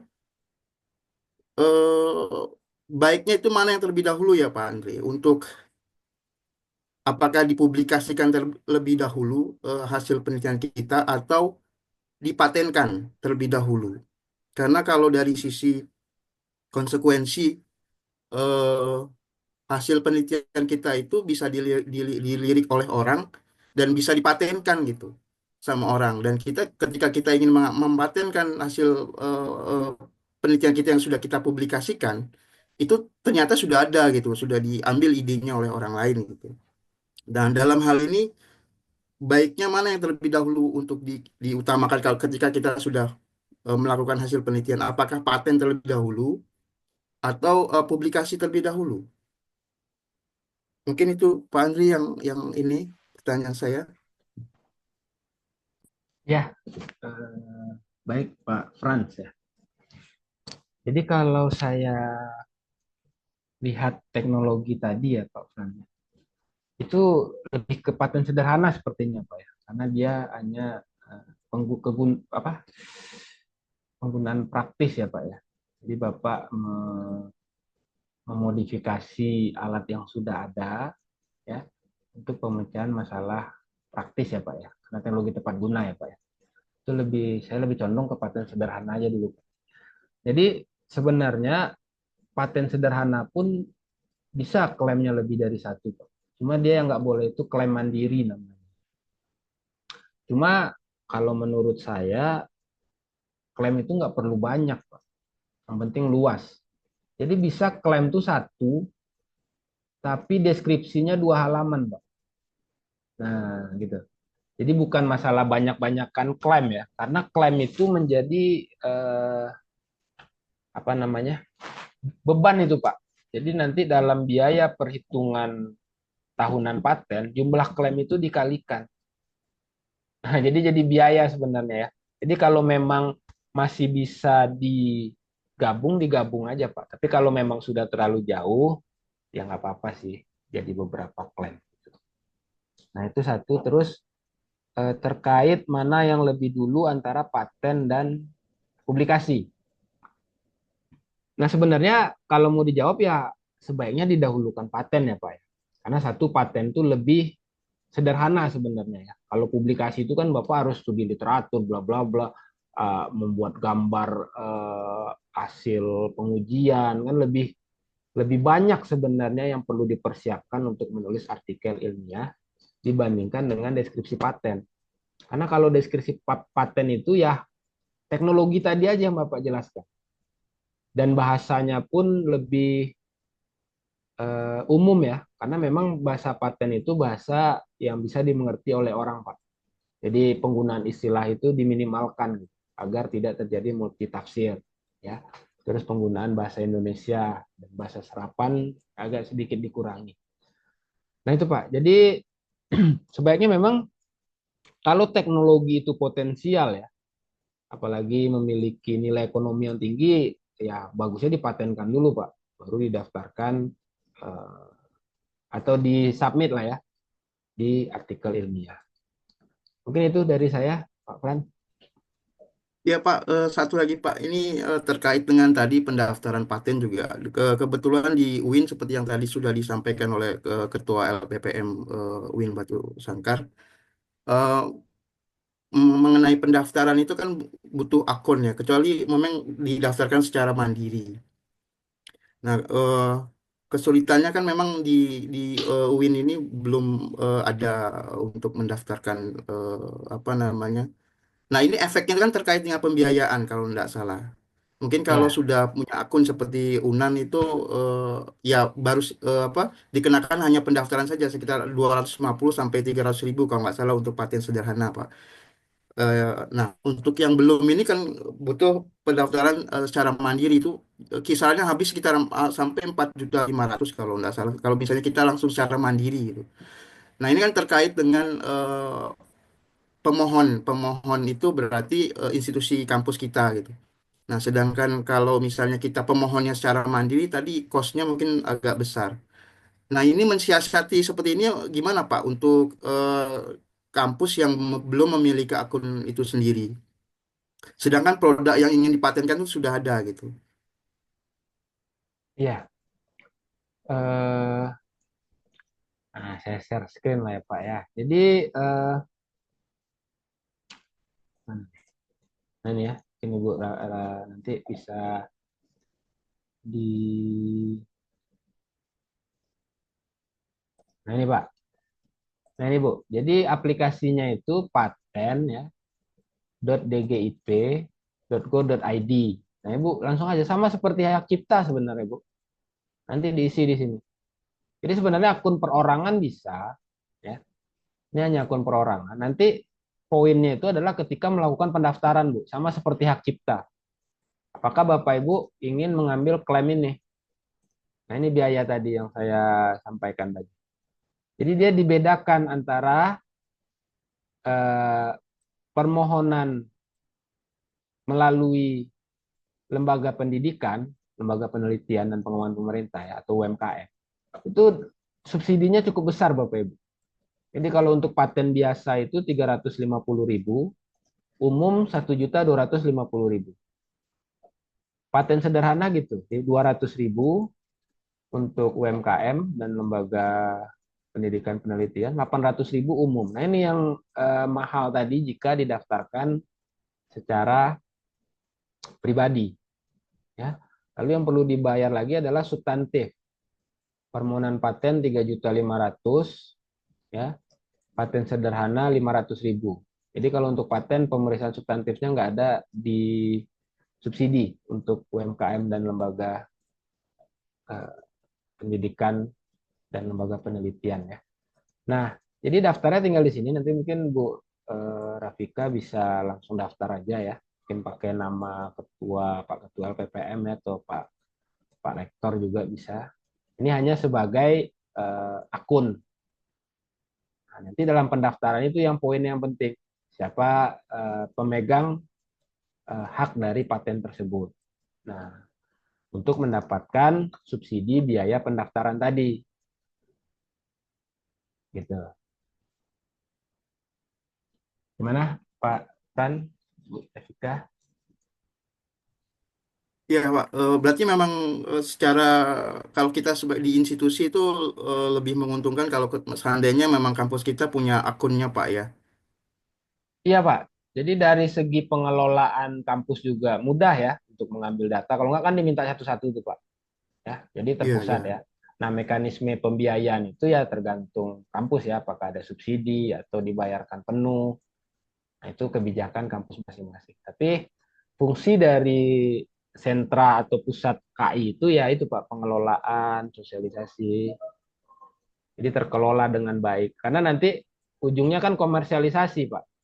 Jadi kalau udah di kampus, kampus bisa melakukan komersialisasi. Jadi Bapak terbantu, Bapak tinggal nanti nerima royalti aja lagi kan, biar kampus ya. Jadi Bapak tetap bisa fokus melakukan penelitian dan inovasi, kampus yang ngurus KI dan komersialisasi. Nah, sebaiknya seperti itu, Pak. Untuk ini sendiri, Pak, apa perpanjangan patennya sendiri itu kalau misalnya eh, pemohonnya adalah institusi, berarti yang dikenakan biaya perpanjangannya itu adalah pihak pemohon dalam hal ini institusi, Pak ya, atau penemunya, Pak, invensinya, inventornya. Maksudnya, Pak? Iya, untuk biaya perpanjangan paten, Pak. Misalnya kan setelah 5 tahun, itu tahun ke-6, ke-7, Oh iya dan iya iya. itu biayanya itu yang dikenakan itu institusinya sebagai pemohon kalau seandainya sudah kita memiliki akun Ya, institusi atau penemunya, Pak. kalau sudah dialihkan, Pak, pemegang hak yang dibebankan. Jadi ke institusi nanti. Cuma sekarang ini udah nggak ada lagi istilah hutang, Pak. Jadi kalau Bapak nggak melakukan pembayaran, ya patennya nggak dilindungi lagi, itu aja. Jadi nggak ada hutang-hutang lagi, nggak seperti dulu. Terus satu lagi terkait biaya tahunan itu, kita masih bisa mengajukan biaya tahunan 0 rupiah, Pak, dengan alasan paten tersebut belum komersial. Itu ada, masih ada keringanan juga, Pak. Itu berapa tahun, Pak, untuk keringanan itu biasanya, Pak? Bisa terus, Pak, kita ajukan tiap tahun, selagi belum komersial. Itu dari pemerintah untuk membantu. Nah, kesulitannya ini Pak kan khususnya saya kan dari Fakultas Tarbiyah Ilmu Keguruan. Nah, kaitannya ini kan banyak sebenarnya produk-produk dari teman-teman ini itu terkait seperti pembuatan modul pendidikan dan sebagainya gitu, terkait dengan produk-produk pendidikan gitu, Pak. Nah, kalau melihat tadi definisi yang agak sempit tadi bahwa produknya itu harus komersil di industri.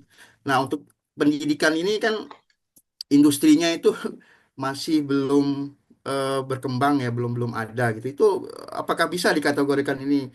Nah, itu kesulitannya Pak kalau untuk yang apa namanya yang pendidikan ini bidang-bidang pendidikan. Karena memang kalau kita masukkan ke dalam definisi komersil, berarti kan harus ada pihak industri yang memfollow up-nya kan. Nah, sedangkan kami produk-produk pendidikan itu eh, kesulitannya di sana, gitu, Pak. Gimana Pak? Kira-kira menurut Bapak strategi apa yang bisa kami lakukan? Ya Pak, jadi nggak semuanya harus didaftarkan paten ya Pak. Karena modul itu kan udah ada perlindungannya di hak cipta. Jadi kalau kita bahas komersialisasi Pak, sebenarnya paten ini kan hanya bagian Pak. Orang mungkin ngelihat paten wah, kan. Tapi banyak juga paten tuh yang nggak laku Pak. Malah cost center dia jadi beban biaya tahunan. Lebih enak kayak Bapak buat modul dijual langsung dapat kan. Nggak ada daftar-daftar biaya langsung diakui gitu Pak. Jadi sebenarnya paten itu ya gengsi Pak, tapi itu tadi saya bilang. Jadi untuk kekayaan intelektual itu kan sudah ada bagi-bagiannya Pak. Jadi nggak usah harus punya paten gitu ya. Ya kalau Bapak punya produk langsung laku, ya alhamdulillah gitu Pak. Jadi ya memang sudah dibagi-bagi Pak. Hak cipta, paten, merek. Kalau Bapak misalnya punya produk, Bapak daftarkan merek, ya kan? Itu merek itu sebenarnya yang lebih mahal Pak. Kalau Bapak bisa mengembangkan. Ada produk dengan harga yang sama bisa dijual 10 kali lipat cuma gara-gara ditempel merek Pak. Ya Gitu Pak betul ya. Pak, saya juga sudah melakukan itu, sudah buat itu Pak. Ya Alhamdulillah. itu mau saya Pak. Jadi paten itu bagian aja Pak. Dia memang gengsinya agak tinggi ya karena berhubungan teknologi. Tapi untuk orang sosum saya rasa nggak perlu terlalu ngejar itu kan. Bapak Ibu lebih lebih mudah lah untuk melakukan komersialisasi. Bapak Ibu buat buku, buat modul, buat sistem bisa langsung diimplementasikan, nggak repot-repot dibuat deskripsi dulu, didaftarkan, nanti cari lagi pembelinya gitu Bapak Ibu ya. Jadi cuma kalau mungkin Bapak Ibu tertarik ingin mendaftarkan paten ya itu tadi syaratnya harus terpenuhi. Makanya saya bilang tadi yang memungkinkan untuk Bapak Ibu dosen Soshum tadi ya dari kegiatan pengabdian. Karena masalahnya nanti bisa Bapak Ibu dapatkan dari mitra Bapak Ibu terkait dengan teknologi pada usahanya. Itu bisa Bapak Ibu. Ya kalau sebenarnya paten tuh nggak harus rumit sih Pak ya. Karena ada paten itu misalnya untuk pembuka botol aja, tapi lebih mudah misalnya kan. Bisa aja Pak gitu. Jadi nggak harus yang wah ya. Paten tuh nggak harus yang penggunaan teknologi IoT bla bla bla nggak juga Pak. Sikat gigi bisa juga Pak. Yang penting nilai eh, solutifnya itu Pak ya. Jadi nggak usah harus yang pakai elektronik, yang pakai apa namanya sensor-sensor itu nggak perlu Pak. Bapak mungkin bisa lihat dari sisi komersialisasinya sekarang. Lebih mudah digunakan, langsung bisa Bapak buat produknya. Nah, itu lebih lebih apa namanya ya? Lebih dicari gitu, Pak. Dibandingkan Bapak penelitian Q1 dipatenkan itu belum tentu laku juga kan gitu ya. Jadi Bapak lihat dulu industrinya sebenarnya. Nggak harus paten itu harus wah gitu ya. Enggak. Kalau paten yang wah itu adalah paten yang dikomersialisasikan, Pak. Bukan teknologinya sebenarnya. Gitu ya, Pak ya. Jadi kalau masalah paten bebas, Pak. Jadi saya pernah baca, jadi paten terkait teknologi WiFi, Pak, ya, Bapak menggunakan WiFi itu pencetusnya malah artis, Pak. Itu Bapak bisa searching itu ya. Cuma dia punya ide, karena nggak bidang dia konsultasi gitu, Pak. Nah, kayak Bapak kan, tadi ada masalah teknologi di mitra pengabdiannya.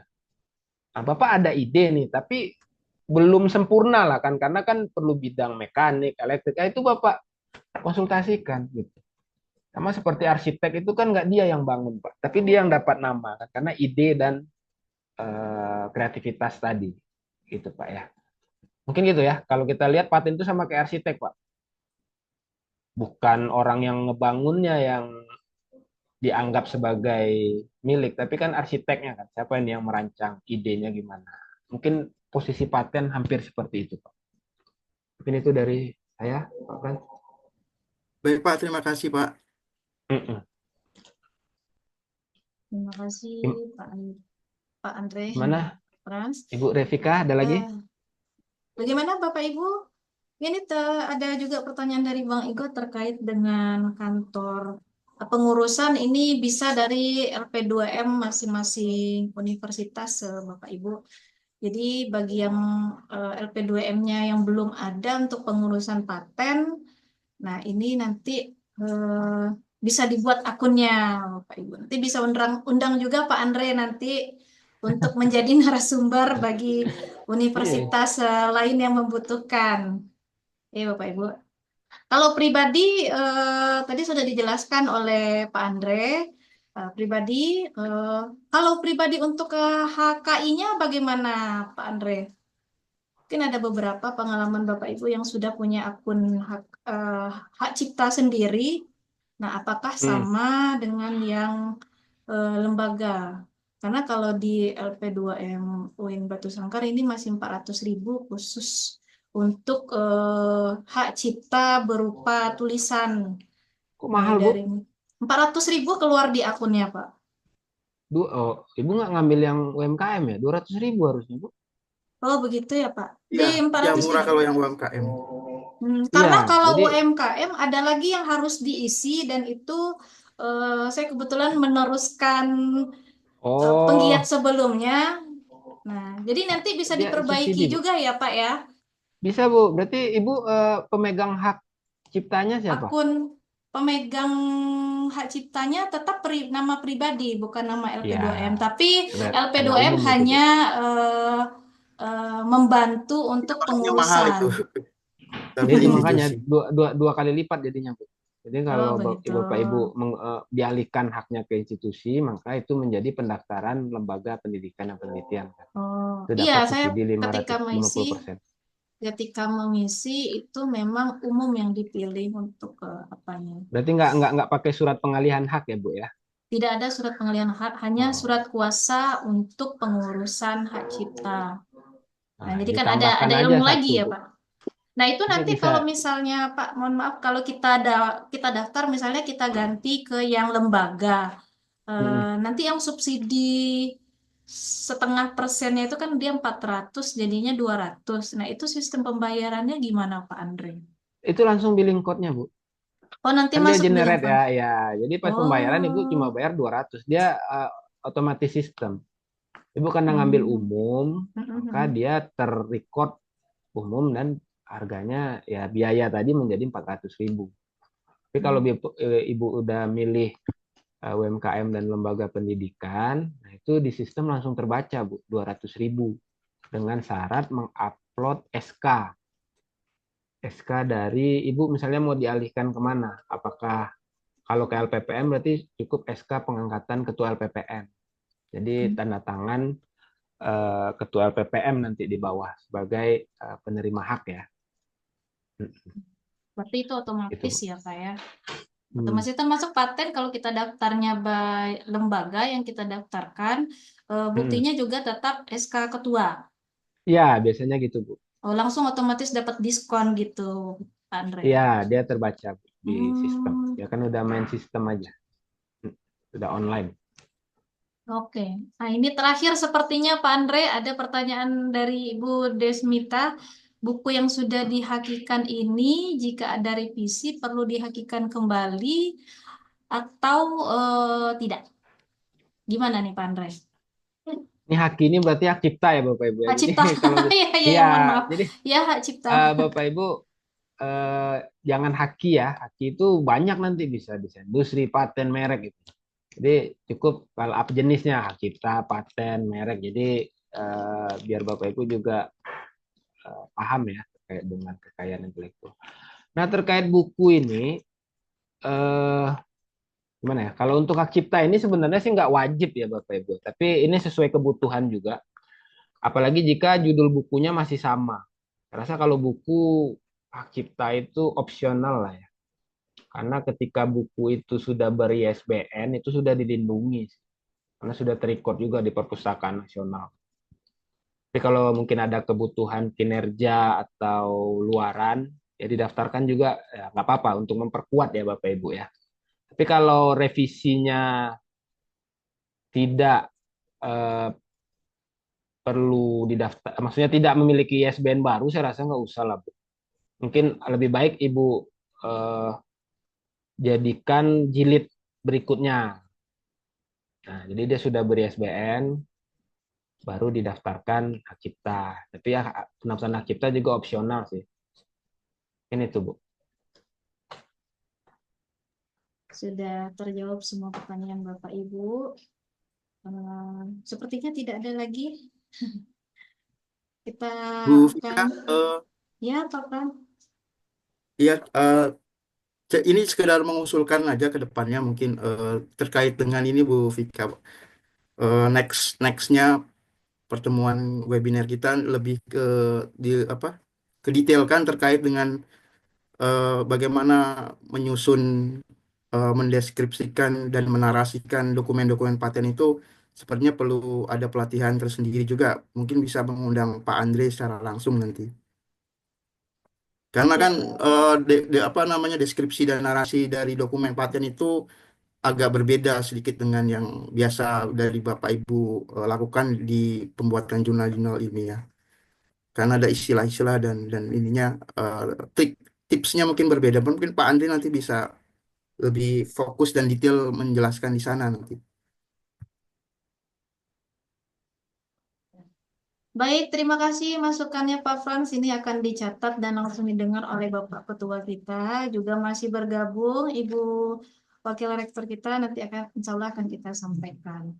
Dan kemungkinan akan ada tindak lanjut setelah kegiatan ini, setelah disosialisasikan.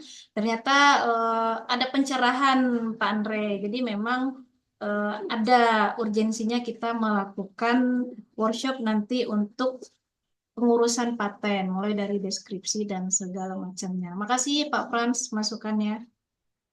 Gimana Pak Ketua? Sudah cukup sepertinya. Apakah Andrenya mau sholat gitu. iya, kita sudah Iya, siap-siap iya, iya. untuk sholat asar.